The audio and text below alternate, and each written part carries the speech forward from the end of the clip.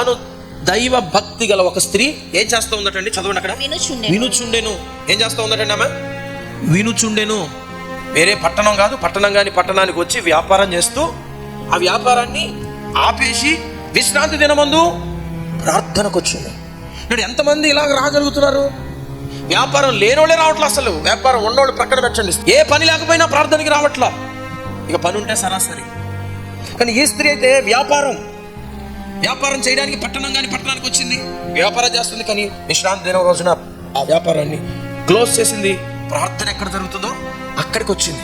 కొంతమంది వ్యాపారస్తులు ఉన్నారు, వాళ్ళు ఆదివారం మందిరానికి మానేస్తున్నారు. ఎందుకు రావట్లే ఆదివారం మందిరానికి అంటే? నాకు కుదరట్లేదు. ఒకప్పుడు ఇదే మందిరానికి వచ్చి నాకేం పని లేదని ప్రార్థన చేశారు, నాకేం వ్యాపారం లేదు, నాకు రాబడి లేదు అని ఉపవాసం ఉండి ప్రార్థన చేశారు. దేవుడు వ్యాపారాన్ని ఇచ్చాడు, దేవుడు రాబడిని ఇచ్చాడు, దేవుడు ఆశీర్వదించాడు. ఇప్పుడు అదే వ్యాపారం వాళ్ళకి ఏమైపోయింది? అడ్డుగా మారింది. మందిరానికి రావట్లే, ప్రార్థనకి రావట్లే. దురాశ, ధనాపేక్ష.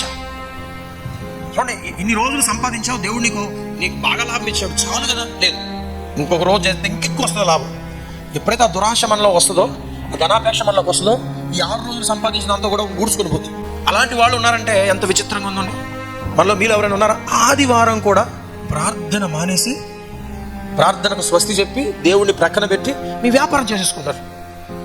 ఎందుకంటే ఆదివారం మీకు డబల్ వస్తుందో మరి ఏమొస్తుందో, ఎంత వచ్చినా కానీ నా ప్రభువే నాకు ప్రాముఖ్యం, ఆయన మందిరానికి వెళ్ళటమే నాకు ప్రాముఖ్యం.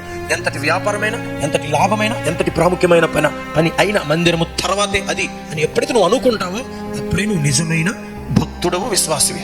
అనుకోనంత కాలం నువ్వు నామకార్థమైన భక్తిలోనే ఉన్నావు, ఎల్కేజీలోనే ఉన్నావు. ఇక నేను వచ్చి చాలా సంవత్సరాలు అయిందండి. ఎన్ని సంవత్సరాలు నువ్వు ఇంకా ఎల్కేజీ, ఇంకా కిండర్ గార్డెన్లో ఉన్నావు, పైకి రావట్లా. ఎప్పుడైతే నువ్వు ఇలా అనుకుంటావో అప్పుడే నువ్వు అభివృద్ధి చెందినట్లు విశ్వాసములో.